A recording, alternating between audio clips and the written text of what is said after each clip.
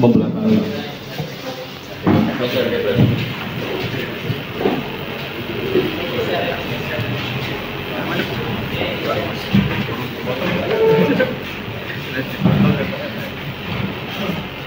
Rilis ungkap kasus penyalahgunaan narkoba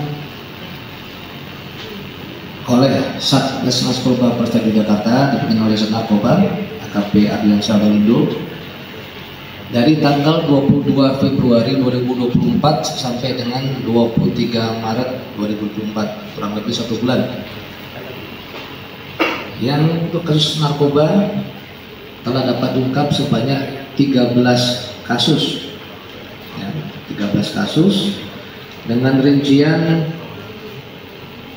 perkaranya: 1 kasus narkotika, 2 kasus psikotropika, dan 10 kasus obat berbahaya dengan barang bukti sabu sebanyak 0,02 gram, kemudian psikotropika sebanyak 45 butir atas alprazolam dan clonazepam, kemudian obaya yaitu pil putih berlegi Piarindo dengan jumlah 69.152 butir.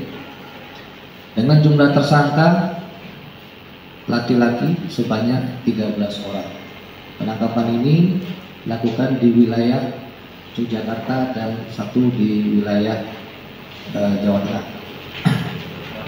Adapun 13 tersangka ini kita kenakan pasal berbagai macam. Untuk tersangka inisial LDS, ADW, FP, ZR, dan RDK disangkakan pasal 435 junto pasal 138 ayat 2 atau pasal 436 ayat 2 junto pasal 145 ayat 2 Undang-Undang RI nomor 17 tahun 2023 tentang kesehatan dengan ancaman hukuman maksimal 12 tahun penjara dan denda 5 miliar rupiah. Kemudian terhadap inisial MTF, ASP, AN, DN, dan SHA disangkakan pasal 436 ayat 2 junto pasal 145 ayat 2 Undang-Undang RI nomor 17 tahun 2023 tentang kesehatan dengan ancaman hukuman maksimal 5 tahun penjara dan denda 500 juta rupiah. Kemudian terhadap inisial RDS dan NRH disangkakan pasal 62 Undang-Undang RI nomor 05 tahun 1997 tentang psikotropika dengan ancaman hukuman maksimal 5 tahun penjara dan denda 100 juta rupiah. Terhadap inisial CTS disangkakan 1 pasal 435 junto pasal 138 ayat 2 Undang-Undang RI nomor 17 tahun 2023 tentang kesehatan dengan ancaman hukuman maksimal 12 tahun penjara dan denda 5 miliar rupiah.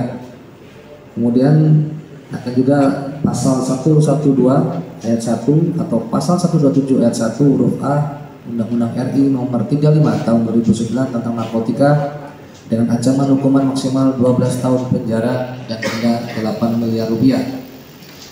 Kemudian pasal 62 Undang-Undang RI nomor 05 tahun 97 tentang psikotropika dengan ancaman hukuman maksimal 5 tahun penjara dan denda 100 juta rupiah.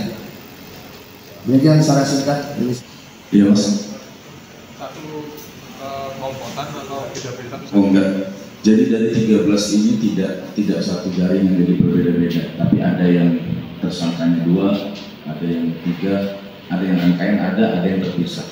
Namun sampai saat sekarang ini Satgas Narkoba masih juga tetap melakukan pengungkapan kasus terkait obaya, karena sama-sama kita ketahui di wilayah khususnya Yogyakarta untuk obaya ini memang peredarannya sangat besar, makanya kita tidak henti-hentinya untuk melakukan pengungkapan terhadap khususnya obaya itu. Untuk penangkapannya di mana, Pak? Seperti yang disampaikan Bapak Kapolres tadi, di wilayah Jogja, ada yang di wilayah Polresta, ada yang di Sleman, di Bantul, dan terakhir di Jawa Tengah kemarin. Kronologinya seperti apa? Kalau kronologinya itu berawal dari memang Rata-rata transaksinya sekarang menggunakan medsos, Pak. Jadi memang dia mempromosikan ataupun mencari pelanggan sudah melalui medsos, yaitu salah satunya Facebook. Nah, jadi memang di situ beberapa Facebook akun yang kita buka memang itu adalah fake akun. Jadi memang dia tidak memunculkan data diri, tapi dia di situ memasarkan beberapa jenis obat. Nah, jadi memang langsung main info. Setelah itu nanti dia kirimkan uang, nanti barang dikirim. Seperti itu modusnya. Kurirnya juga mereka sendiri. Dia terkadang tidak ketemu langsung, Mbak. Jadi dia menitipkan alamat, nanti dikirim. Nah, jadi dia jarang ingin ketemu. Jadi tidak ada pertemuan antara pembeli dan si penjual langsung.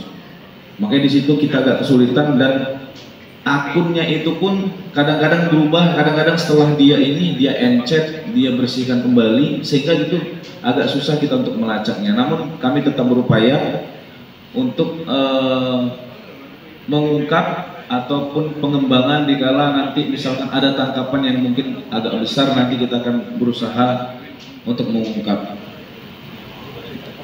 Apa namanya, perkaplen untuk narkotika ya, saya tidak salah, ada prazolam sama itu ada perkaplen. Jadi sesuai orderan. Jadi apa yang diminta itu yang dikirim. Itu waktu posting di medsos itu secara gamblang itu apa ada kode-kode tertentu dan sasarannya itu mahasiswa atau pelajar? Jadi dia di profil, Mas. Di profil itu dia tuliskan apa-apa gitu aja. Jadi dia memang agak terselubung pergerakannya. Ketika ada orang inbox, baru dia keluarkan barangnya. Tapi di profil dijelaskan penjual itu. Salah satu kemarin yang kita lihat, salah satu Facebooknya itu ada jelas di situ beberapa jenis obat yang dijual.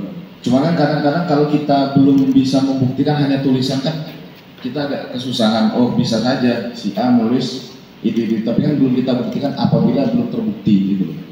Jadi hanya menulis saja bisa. Cuman seperti biasa kalau Obaya umurnya masih di bawah 25 kemarin kalau nggak salah, ada 19, ada juga yang masih 20.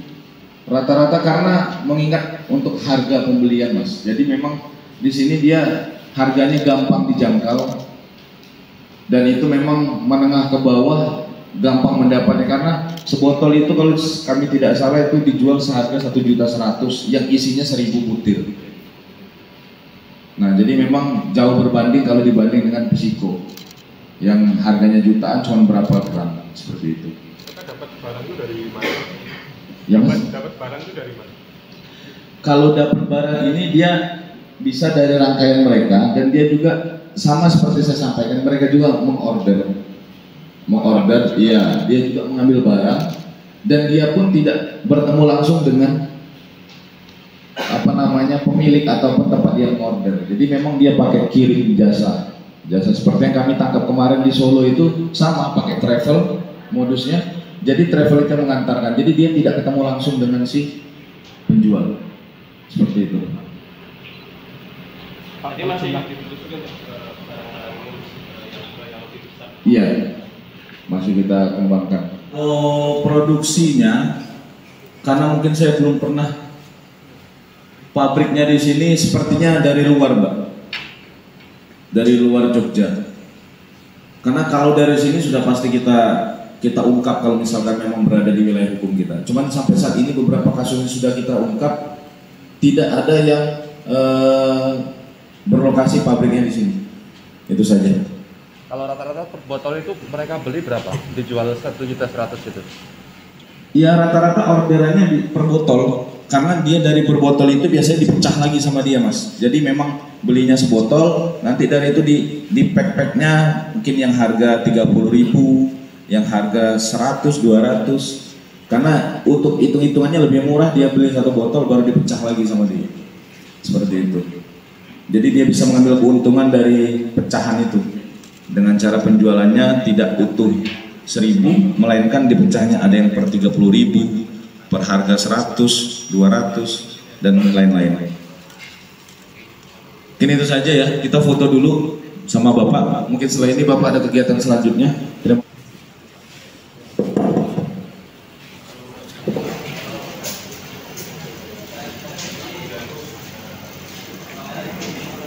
Ada biar mas saingan ya. Gitu.